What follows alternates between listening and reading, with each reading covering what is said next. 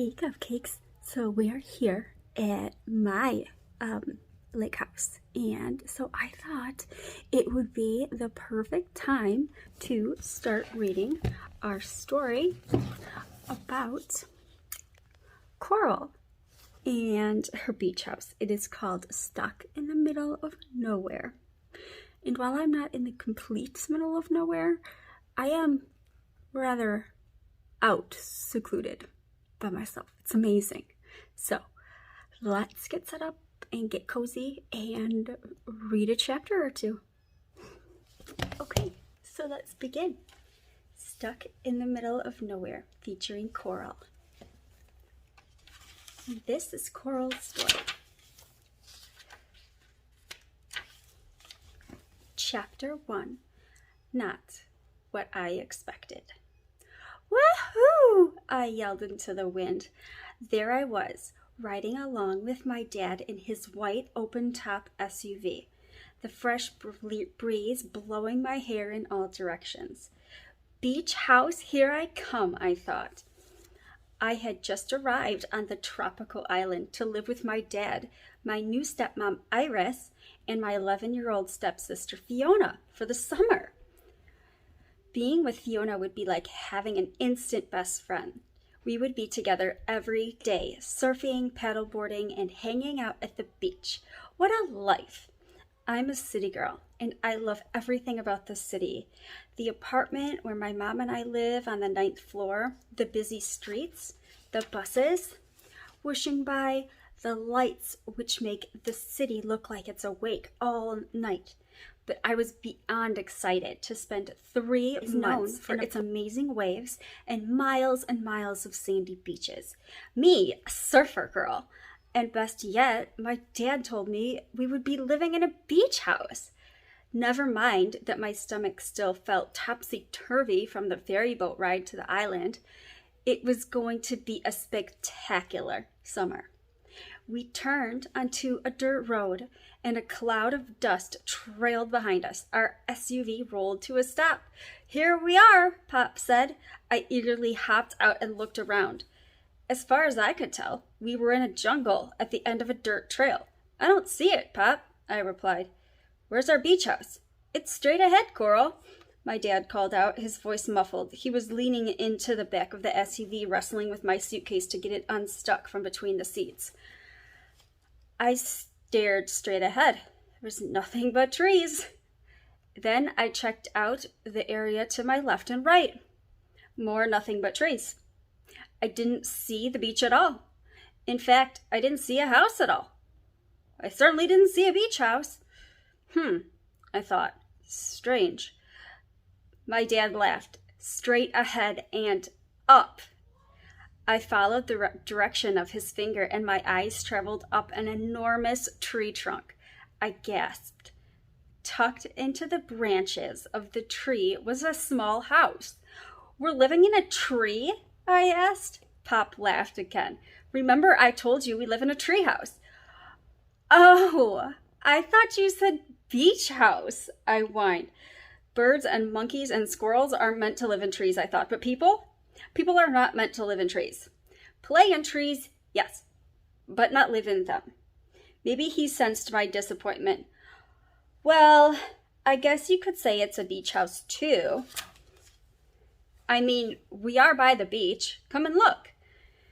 We headed down a very short path made from wooden planks. The path was lined with palm trees and led to a white sandy beach that looked like something on a postcard.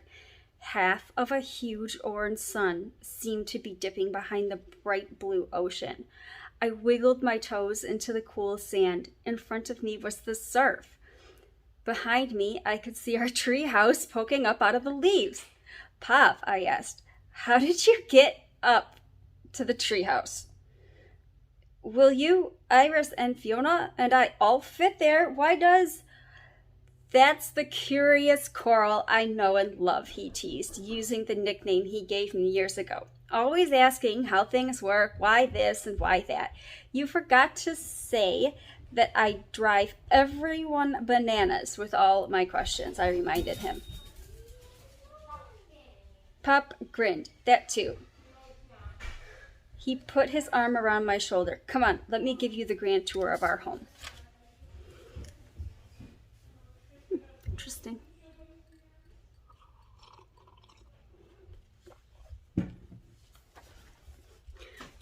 A couple of minutes later, my dad and I were climbing up a very tall spiral staircase that went up and around, 76 steps high.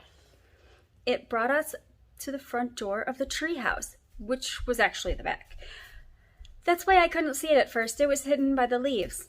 Hanging by the door was a sign that read, "Home, Tweet, Home."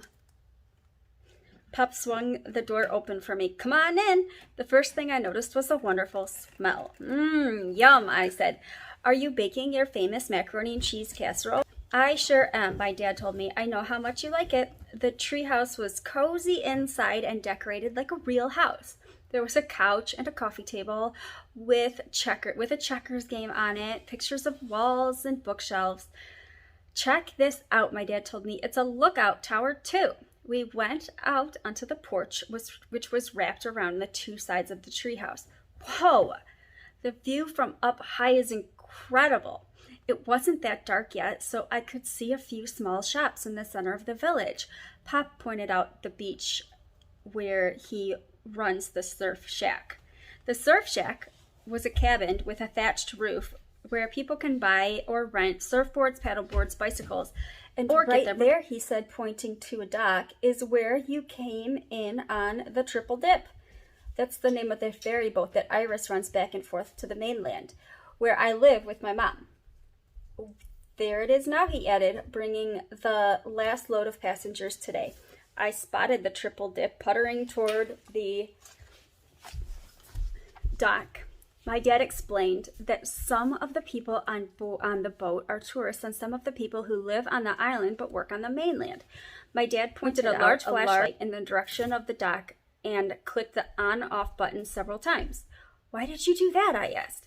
If I flash the light 3 times, it lets Iris and Fiona know that dinner is almost ready, he said.